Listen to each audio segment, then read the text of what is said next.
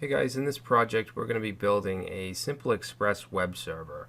Now this is kind of an intro project, so we're also going to talk a little bit about what Express is. We're going to talk about routing, middleware, and some other Node and Express topics.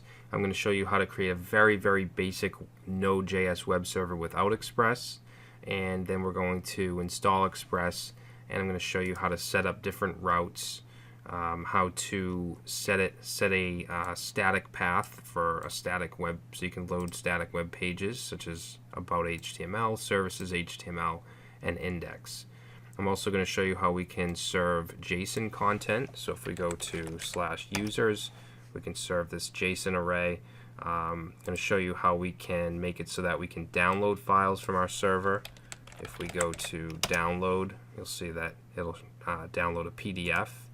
I'm going to show you how we can redirect. So if we go to /about, that'll redirect us to about HTML. I'm also going to show you how we can make post requests to our server and subscribe. You can see if we go to /subscribe, then it's going to just console log our name and our email. Okay, which I'll do that real quick. If we were to say brad@gmail.com and say name Brad, make that post request, and you can see right here Brad is subscribed with brad@gmail.com. Alright, so just to recap, we'll be learning what Express is. We'll talk a little bit about routing, middleware, and also how to install it. We'll get our environment set up with Node.js. We'll also install Git Bash, which is a Windows command line utility, as well as the Atom text editor. We'll also set up a very basic Node server without Express. We'll then go ahead and install Express, set it up. We'll create some basic get routes.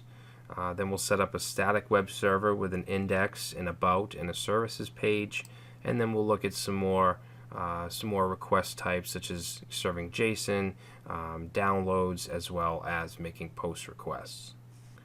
Alright, so that's what's on the agenda, and I'll see you in the next video.